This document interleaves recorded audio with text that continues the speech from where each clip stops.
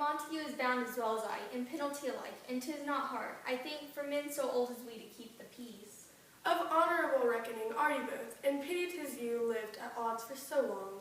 But saying o'er what I have said before, my child is yet a stranger in the world. She hath not seen the change of 14 years. Let 2 more summers wither her pride, ere we may think her ripe to be a bride. Younger than she are happy mothers made. And too soon married are those so early made. Earth hath swallowed all my hopes, but she's the hopeful lady of my earth. But oh, her gentle Paris, get her heart, my will to her consent is but a part, and she agreed within her scope of choice. Lies my constant and fair courting voice. This night I hold my accustomed feast, whereto I have invited many a guest, such as I love in you, among the store. One more, most welcome, makes my number more at my poor house to look, behold this night. Earth's trending star that make dark heaven light. Come, go with me. Go, Sirrah, trudge about, go through fair Verona, find those persons out, whose names are written there, and to them say, my house and welcome on their pleasure stay. Yes, sir. Find them out whose names are written here. It is written that the shoemaker should needle with his yard, and the tailor with his last, and the fisher with his pencil, and the painter with his nets. But I am sent to find those persons whose names are here writ, and can never find what names are the writing person hath here writ. I must have learned in good time. Tut, man, one fire burns out another burning. One pain is lessened by another anguish. Turn giddy and be hoped by backward turning. One desperate griefs cord with another language. Take thou some with infection to thy eye, and rank poison of the old will die. Your plan and relief is excellent for that. For what I pray thee. For your broken shin. Why, Romeo, art thou mad? Not mad, but bound more than a madman is, shut up in prison, kept without my food, whipped and tormented. And God den, good fellow. God den, I pray, sir, can you read? Aye, mine own fortune is my misery. Perhaps you have learned it without a book. But I pray, can you read anything you see? Aye, if I know the letters and the language. Ye, say honestly, rest you married.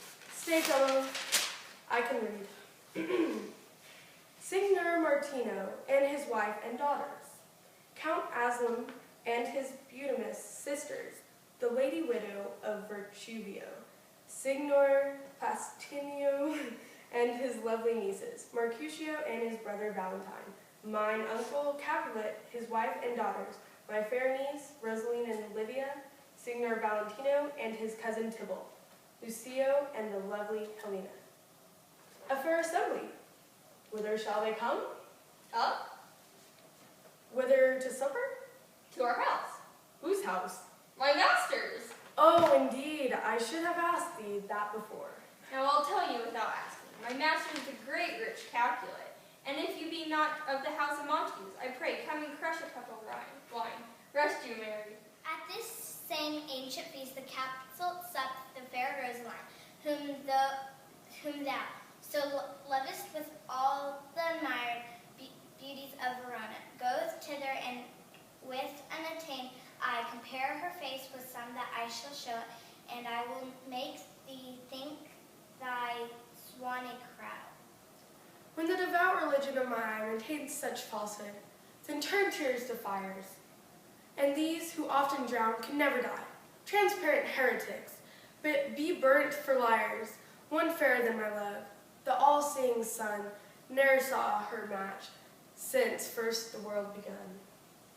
Tut, you saw her fair, none else being by herself, poised with herself, either eye. But in that crystal scale, let there be weighed your later love against some other maid that I will show you shining at this feast, and she scant show will that now seems best.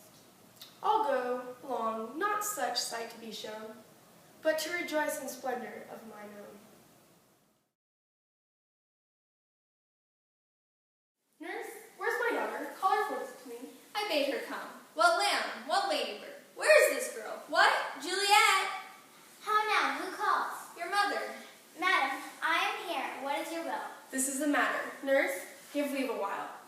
talk in secret. Nurse, come back again. I remembered me. Thou hear our counsel. Thou knows my daughter's of a pretty age. Faith, I can tell her age into an hour. She's not 14. I'll lay 14 in my teeth, and yet to my teen be it spoken. I have but 4. She's not 14. How long is it now till Lamastide? Fortnight and odd days. Even or odd, of all days in the year. Come, Lama's Eve, and yet shall she be 14. Susan and she, God rest their Christian souls. We're of an age, well, Susan is with God. She was too good for me, but as I said, on Lama's Eve at night, she shall be 14. That shall be married. I remember it well. 'Tis since the earthquake, now 11 years, and she was weaned. I shall never forget it. Enough of this. I pray thee hold thy peace. Peace I have done.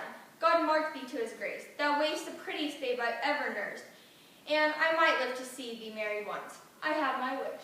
Married? That marry is the very thing I came to talk of.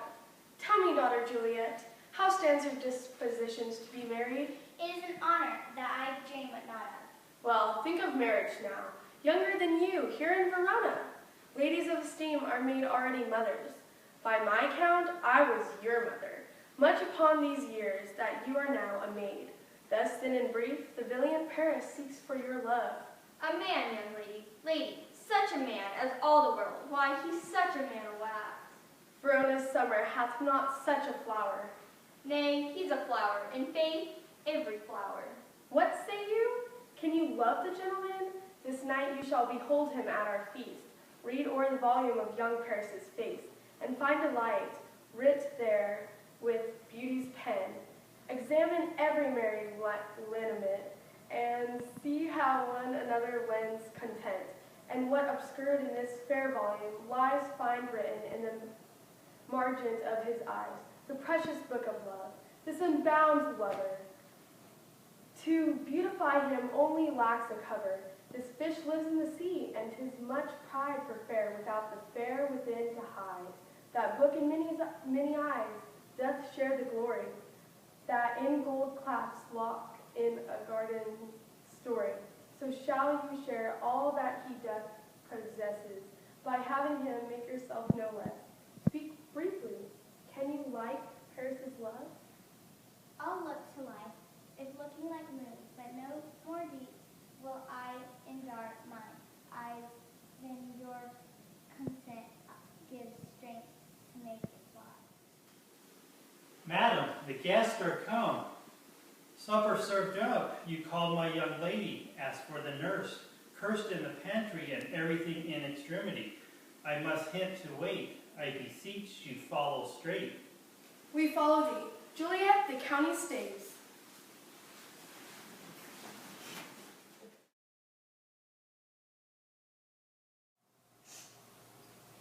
What shall the speech be spoke for our excuse? The day is out of such prolixity. We have no Cupid hoodwinked with a scarf bearing a Tatar's painting bow of lap, scarring the ladies like a crow.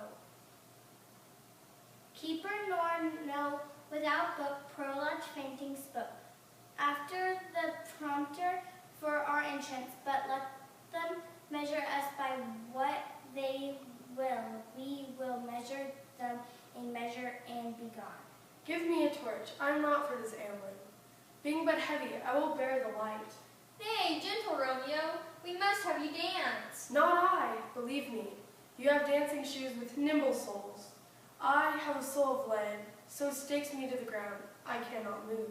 You are a lover. Borrow Cupid's wings and soar with them above a common bound.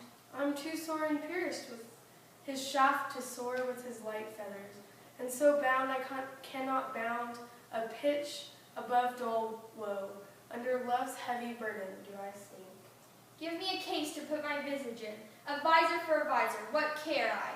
What curious eye doth coat deformities? Here are the beetle brow, shall blush for me. A torch for me, let wantons light of heart tickle the senseless rushes with their heels, for I am proverbed with a grandsire phrase. I'll be a candle holder and look on. Why? May one ask? I dreamt a dream tonight. And so did I.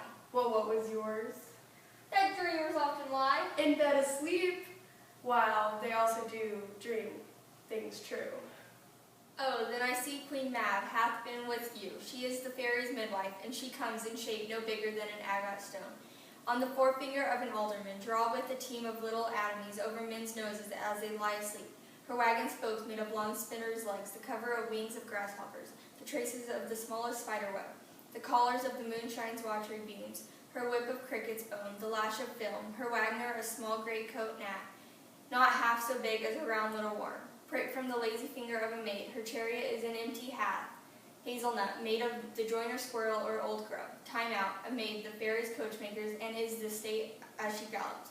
Night by night, through lovers' brains, and she, they dream of love. O'er's courtner's knees, that dream on the cursor's straight. O'er liars, fingers who straight on kisses dream, which oft the angry mad, with blisters plagues, because their breaths with sweat meets. Tainted, or sometimes she gallops over a courtner's nose, and then dreams of smelling out a soup, and sometimes comes she with a tithe pig's tail, tickling a person's nose as it lies asleep. Then he dreams of another benefit. Sometimes she durth over a soldier's neck, and then dreams of cutting foreigner throats, of breeches, unbuskers, Spanish blades of hell, 5 phantom deep, and the Aden drums in his ear, at which he states and wakes, and being thus frightened sweats a prayer or two, and he sleeps again. Peace, Mercutio, peace. Thou talkest of nothing. True, I talk of dreams, which are the children of an idle brain, begot of nothing but vain fantasy, which is as thin of substance as the air, and more inconstant than in the wind. Who woes even now in the frozen bosom of the north, and being angered, puffs away from thence, turning his side to the dew-dropping south. This windy talk blows us from ourselves. Supper is done, and we shall come too late. I fear too early, for my mind misgives some consequences. Yet hanging in the stars shall bitterly begin his fearful date with this night's revels, and expire the term of a desired life, closed in my breast by some vile forfeit of untimely death. But he that hath the steerage of my course, direct Miss Sail, on, lusty gentlemen!